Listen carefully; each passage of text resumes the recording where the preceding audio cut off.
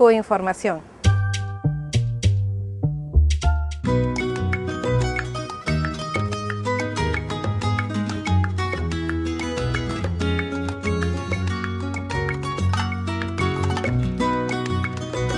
Antes de que Michel Colón presente un poco los tres materiales que nos ha traído, que los vais a poder comprar si deseáis, y uno que sería Los 7 pecados de Chávez, que sería un libro que está publicado, todavía solamente está en francés, y que en marzo lo va a poner, va a ser traducido al castellano.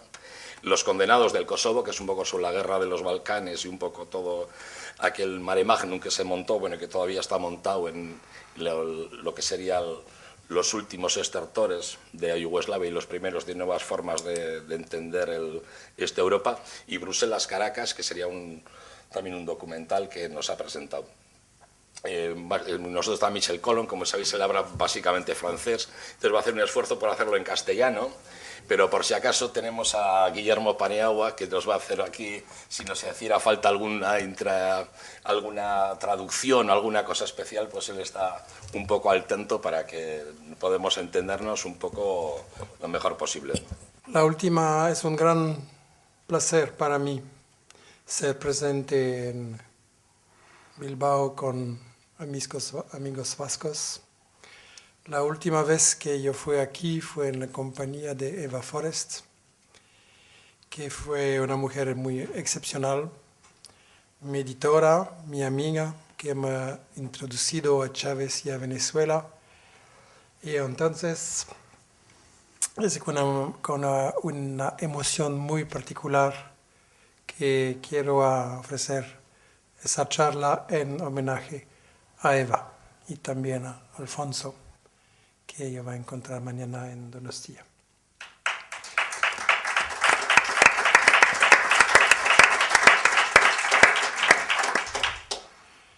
La pregunta de los organizadores fue de hablar sobre el socialismo del siglo XXI. No sé si soy competente sobre este tema en general, pero también puede ser útil que un incompetente puede hablar y puede exprimir las preguntas, las dudas y también la vigilancia sobre la información sobre el socialismo y la concepción del socialismo. Entonces, yo voy a tratar de contestar a la pregunta ¿el socialismo por qué? Y el socialismo ¿cómo? Porque con el ejemplo de Venezuela que conozco, que yo estudio durante 3 años de visitas, de discusiones, de entrevistas y de investigaciones. Y creo que la experiencia de Venezuela no es un modelo porque los modelos no existen más y las condiciones son siempre específicas, pero es una experiencia muy, muy importante. En ese momento en Europa, cuando hay mucho pesimismo y fatalismo generalmente, en Venezuela y en Bolivia y en América Latina hay esperanza. Y es importante saber por qué y de dónde viene la esperanza. Y qué podemos aprender de esa experiencia. Cuando tú llegas en Caracas, el aeropuerto está a nivel del mar y una autopista camina a Caracas, 1000 metros. Y cuando tú caminas, tú puedes ver las montañas y hay pequeñas casas y la disposición es muy caótica, es muy turístico y durante la noche también con las luces parece magnífico, pero cuando tú vienes acerca, como se ve en la película de Vanessa sobre Venezuela, puedes ver que las condiciones de vivir son terribles. Son casas con nada, no hay agua, il n'y a pas de toit, il n'y a pas de fenêtre. No hay techos, no hay ventanas. J'ai vu des rats à côté des berceaux. Había ratas al lado de los lugares donde duermen los niños. Y hay 3 o 4 millones de gente que viven de esa manera en un país con 80 años de petróleo, 80 años de riqueza. Entonces la pregunta es, ¿dónde ha salido la riqueza? Y si tú tienes amigos en Caracas, te pueden acompañar en un otro barrio que se llama Country Club, hay un golf.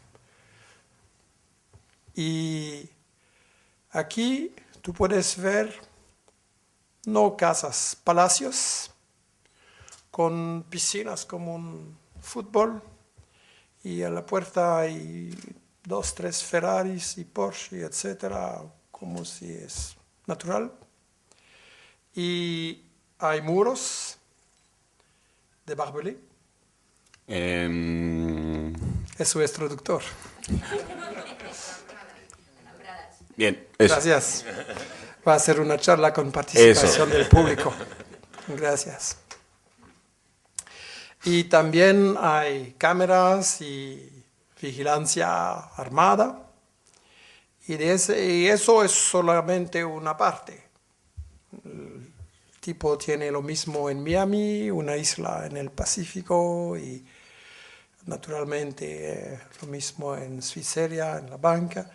Y entonces tú puedes entender un poquito dónde es salida la riqueza, y eso realmente es una parte.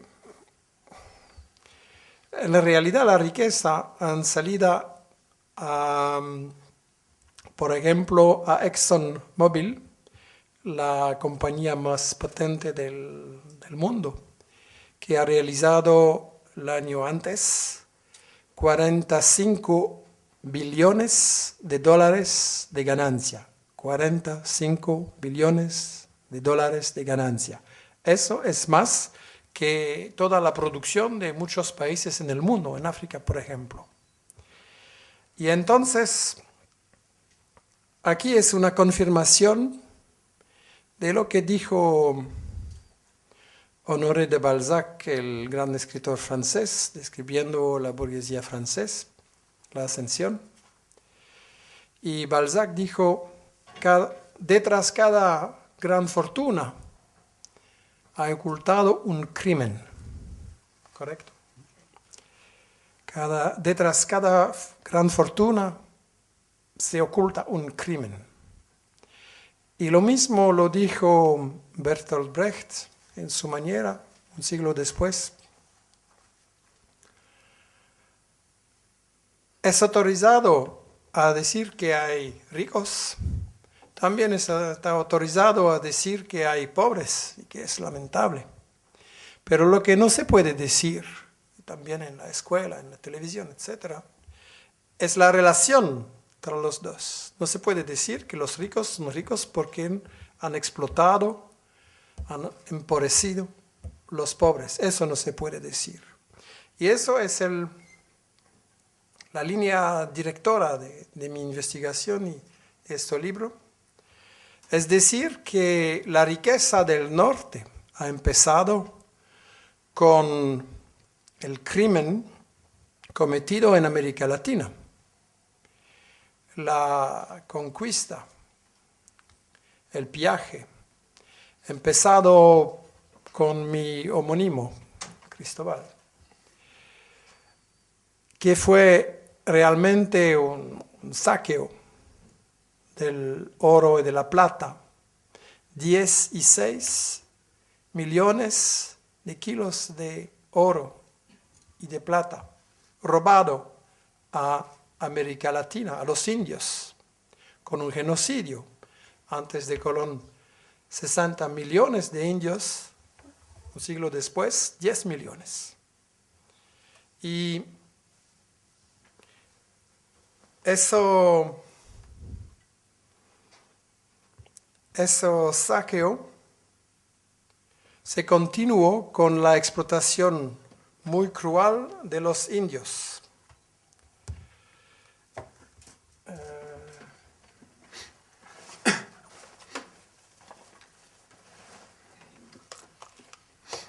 Disculpe.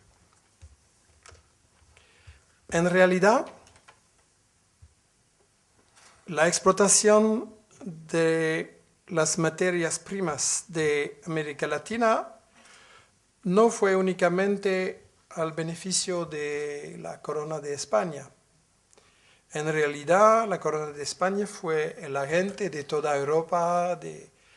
Y se puede ver en ese momento, cuando se ha robado el oro y la plata, se puede ver la ascensión de grandes fortunas en Europa, porque en realidad todo lo que pasó por Sevilla, etc., fue después en los mercados de Brujas, de Francia, de Holanda, etc. Y se puede ver el inicio de la ascensión de la riqueza en Europa del Norte. También se continúa con una explotación muy cruel de los indios, que los conquistadores obligan a trabajar en las minas de plata, por ejemplo, en Potosí, en Bolivia. Y el gobernador de España en ese momento describe la situación. Si se puede leer desde aquí. Sí. Las minas de plata están explotadas con la ayuda del mercurio y los efectos son espantosos. El veneno penetra en la muela, debilitando todos los miembros y provocando unos temblamientos crónicos, lo que hace fallecer a los obreros en un plazo de 4 años, en general. Eso es lo que dice el gobernador Juan de Solórzano. Gracias. Y de esa manera, Potosí, el precio fue 8 millones de vidas humanas en 3 siglos. 8 millones. Balzac. Detrás cada gran fortuna se oculta un crimen. Eso es el crimen. El otro crimen es naturalmente el comercio de los esclavos. Es decir, que la Europa ha organizado se dice el comercio triangular, es decir, que la nave va de Europa a África para robar a 10 millones de hombres y de mujeres de África, hombres jóvenes que pueden trabajar y mujeres jóvenes que pueden tener niños. Y son robados a África, impidiendo el desarrollo de África para el trabajo como esclavos, en primer lugar en las minas y después en las plantaciones, azúcar, cereales, después el cotón en Estados Unidos, etc. Y se puede ver cuando ciudades en Europa han empezado la riqueza. Por ejemplo, Bordeaux, Nantes, La Rochelle, Londres, Ámsterdam y también Nueva York. Han empezado la riqueza con ese negocio abominable de los esclavos. Y eso naturalmente no se puede decir y explicar a los niños en la escuela y también en la televisión. Fue una base muy importante de la construcción de la riqueza del norte. En la Francia revolucionaria de 10 y 93, hay 91, perdón, ocurre una discusión en la Asamblea Nacional Francesa Revolucionaria si se necesita a suprimir el esclavismo, se dice. La esclavitud o no. Y en esa discusión habla un sacerdote, Maury, para toda la asamblea y contra la supresión de la esclavitud. La Revolución Francesa, libertad, igualdad, fraternidad. Bien, está en aplicación con los esclavos o no, y eso, el sacerdote Maury dice eso. Si tendrían cada año que perder más de 200 millones de libros que actualmente reciben de sus colonias, si ustedes no tuvieran el monopolio del comercio con las colonias para alimentar vuestras industrias, entretener vuestra flota marina, hacer funcionar la agricultura, pagar vuestras importaciones, satisfacer sus necesidades de lujo, restablecer el equilibrio de vuestro comercio con Europa y con Asia, entonces, lo digo rotundamente, el reino sería inmediatamente perdido. Gracias. Es decir, que es fundamental, la base de la riqueza de aquí está basada en el empobrecimiento. Gracias, del sur. La relación es fundamental. Naturalmente se puede decir, bien, esto es el pasado. En realidad, es de verdad que el colonialismo tradicional, con una ocupación militar, fue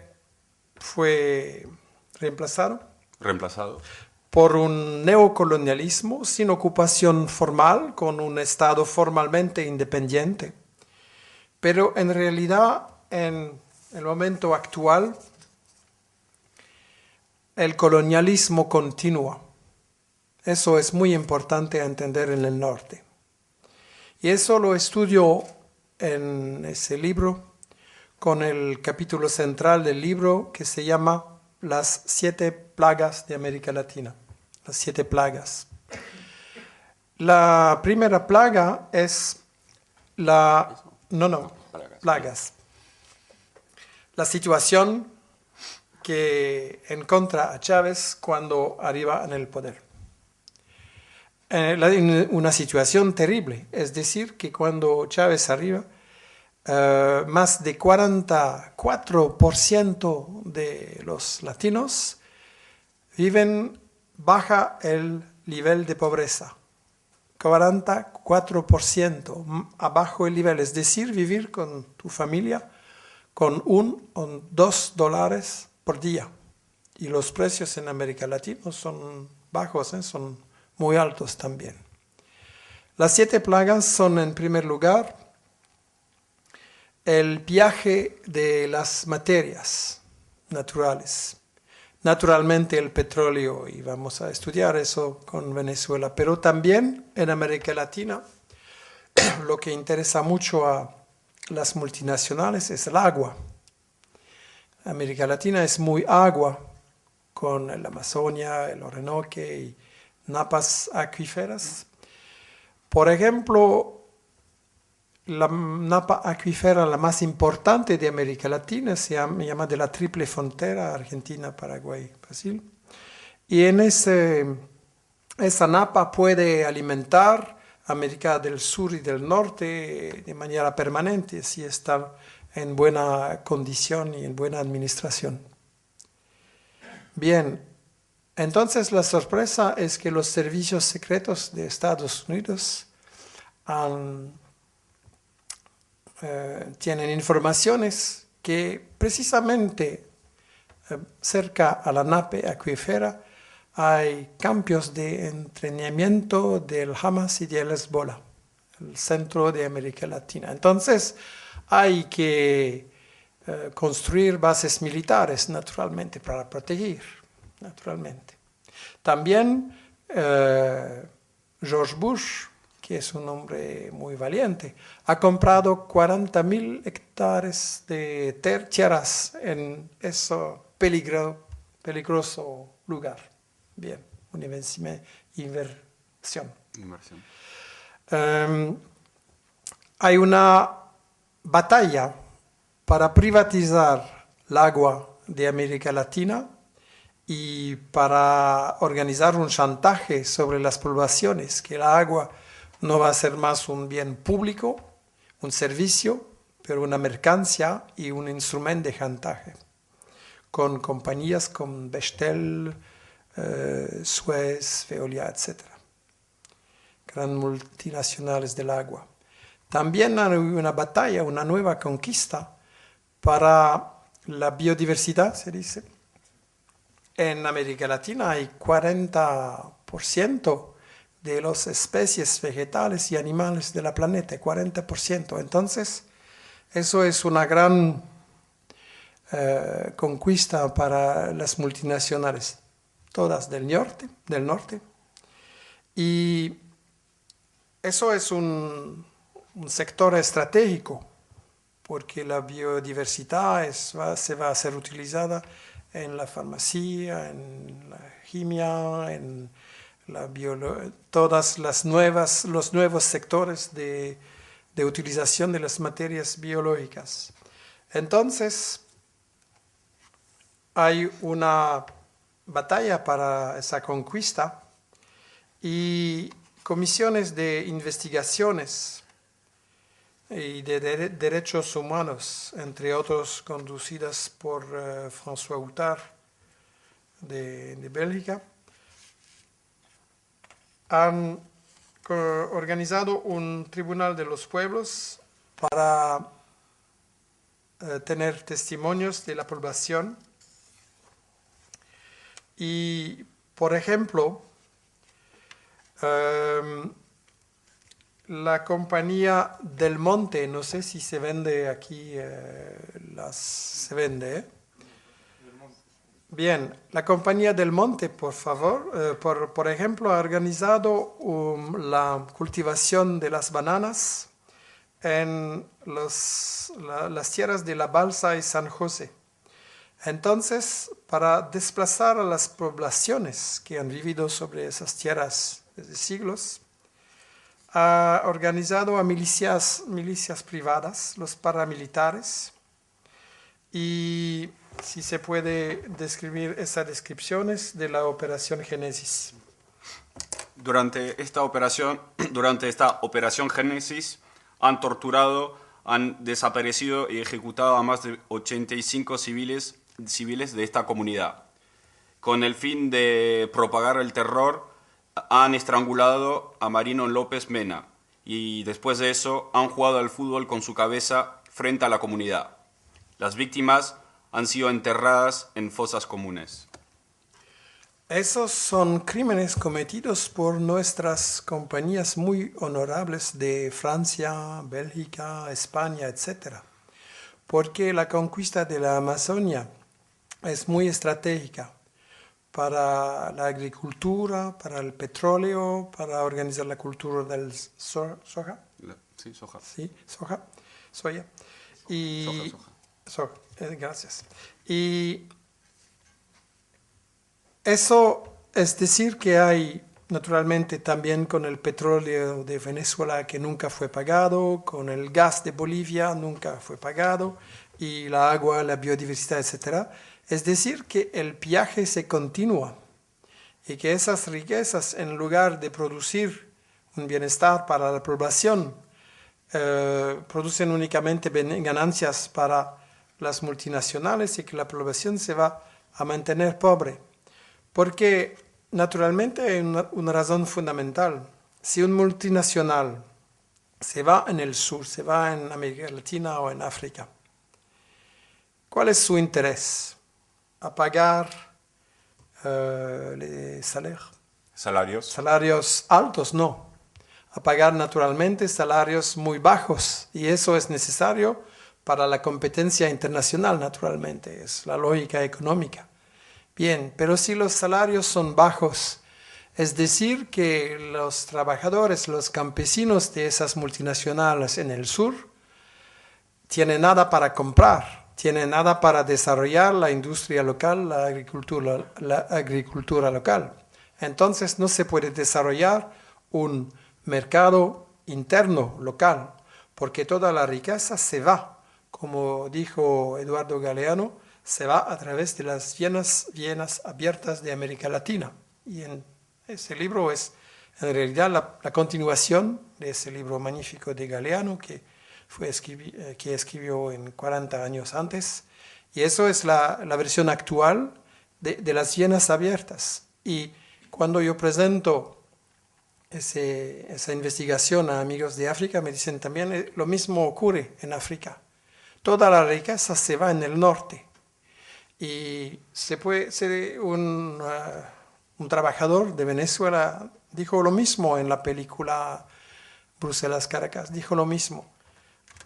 Dijo, han aspirado toda la riqueza. El norte es el aspirador de la riqueza del sur, a América Latina, África y una gran parte de Asia también. Y eso es fundamental. La segunda forma de la segunda plaga es la explotación del trabajo a través del fenómeno de las maquilas, las maquiladoras en México y en América Central. Es decir, que las multinacionales de Estados Unidos han deslocalizado las empresas, las fábricas, para producir los jeans, también piezas para automóviles. Elementos para construir automóviles, piezas separadas. Han suprimido los empleos en los Estados Unidos y en México, a la frontera, son fábricas como cárceles, donde no hay el sindicalismo, donde las mujeres están sobre una explotación maximal. Y naturalmente la argumentación fue, sí, pero se va a crear empleos en México. En realidad, después ese fenómeno de las maquiladoras, hay 8 millones más pobres en México, 8 millones más. Y lo que es importante es que la Unión Europea está organizada ahora para copiar ese modelo y transformar la Europa del Este, los Balcanes, el Magreb, la Turquía también, para deslocalizar lo que se puede deslocalizar de la industria y no va a crear riqueza en ese países, pero va a crear muy pobreza aquí también. La plaga número 3 de América Latina es el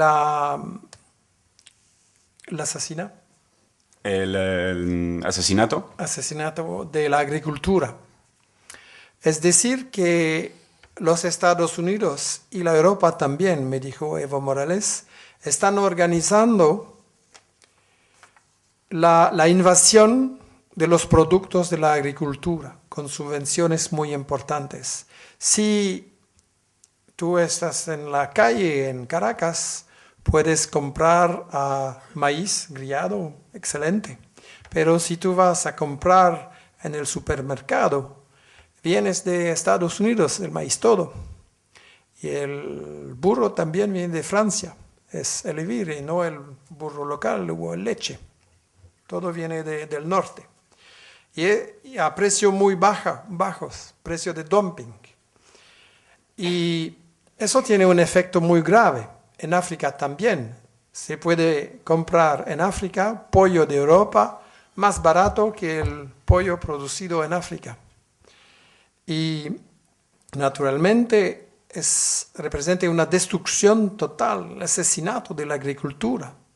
En Venezuela ahora subsiste solamente 10% de la población como campesinos, 10%. Y en toda América Latina también hay una destrucción de la agricultura. Bien, Naturalmente la agricultura se debe modernizar y no se va a mantener tantos campesinos que en el pasado. Bien, pero ahora no hay perspectiva. Los campesinos de la agricultura destruida se van a aglomerar en Caracas, en el sector informal, es decir, la sobrevivencia con pequeños tráficos y delincuencia, y no es una industria productiva. Y eso es un fenómeno muy grave en toda América Latina. La formación de grandes ciudades sin perspectiva para una gran parte de la población.